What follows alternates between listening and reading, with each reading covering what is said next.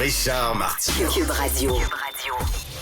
Bonjour, bon mercredi. Merci d'écouter Cube Radio. C'était bloqué partout en ville. Bloqué des travaux. C'est lettre. Et pendant ce temps-là, Valérie Plante dit « La ville de Montréal n'a jamais été aussi belle. » Hey, s'il te plaît. Donnez-lui tout de suite un chien Mira et une canne blanche.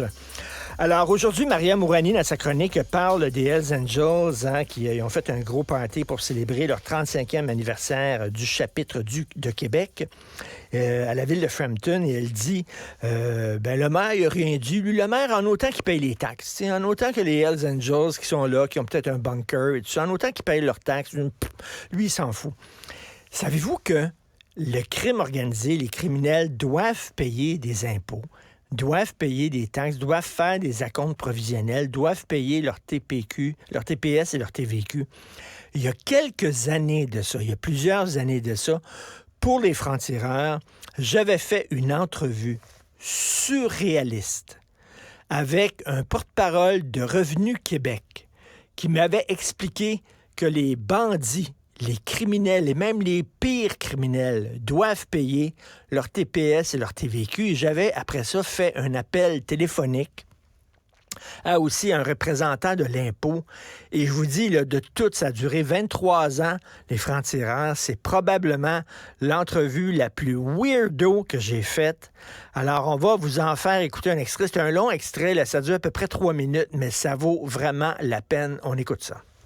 Monsieur Donald Soucy, vous êtes enquêteur à Revenu Québec. Est-ce que c'est vrai que les trafiquants de drogue et les revendeurs de drogue doivent payer de la TVQ et de la TPS au gouvernement?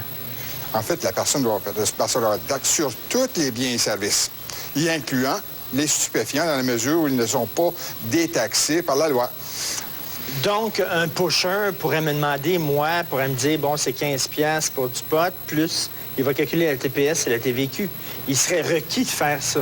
Que ce soit 2 ou que ce soit 250 000 il doit remettre l'argent qu'il a perçu à titre de taxe. Mais donc, aux yeux d'un policier, un trafiquant de drogue, c'est un criminel, mais aux yeux du ministère du Revenu, c'est un commerçant. Absolument.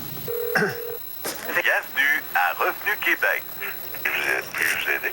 Oui, bonjour, monsieur. Je suis travailleur autonome, j'ai une entreprise, puis je me demande si je dois payer de la TVQ, TPS, concernant, selon le type de mon entreprise.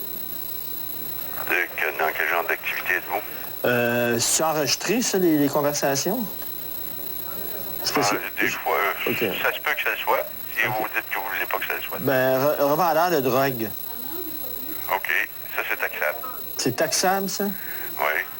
C'est-à-dire, il faut que quoi? Il faut que j'en De paye? quel genre de drogue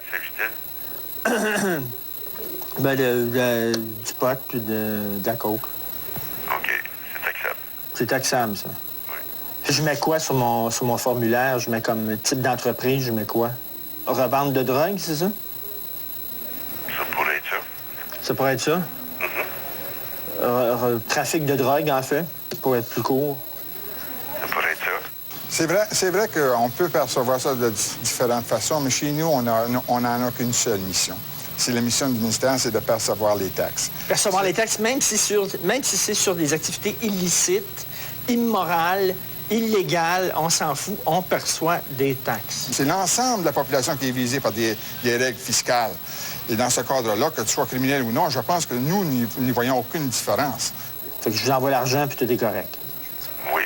Vous avez droit à vos crédits de taxes sur intrants sur vos dépenses. Il faudra vous-même que vous gardiez vos factures. Mes dépenses?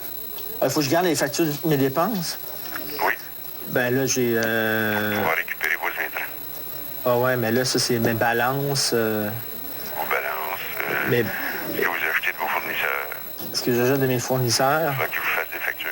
Et puis mes voyages en Colombie, ça marche-tu? Ça peut-tu fonctionner comme... Et c'est dans le cadre de vos activités commerciales, oui. Si c'est dans le cadre de mes activités commerciales, je peux faire ça.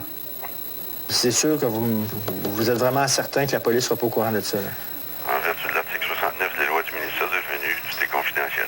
J'imagine qu'il y a des limites. Si quelqu'un dit qu'il est tueur à gage puis qu'il a fait 200 000 $ comme tueur à gage l'an passé puis qu'il veut payer la TPS, la TVQ, vous allez vous asseoir avec lui en disant « OK, on va calculer. Absolument, monsieur. C'est ce que nous ferions.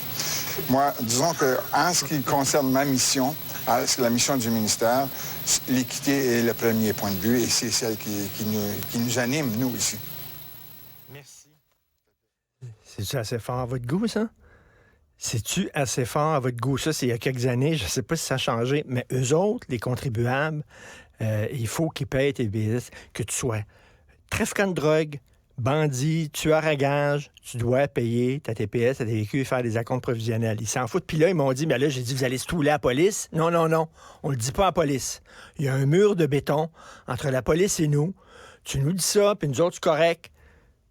Puis là, j'ai dit, oui, mais mes dépenses, est-ce que je peux me considérer comme des dépenses, mes voyages en Colombie, mes balances pour peser les coques, les petits sachets en plastique? Oui, tu peux mettre ça comme tes dépenses d'entreprise.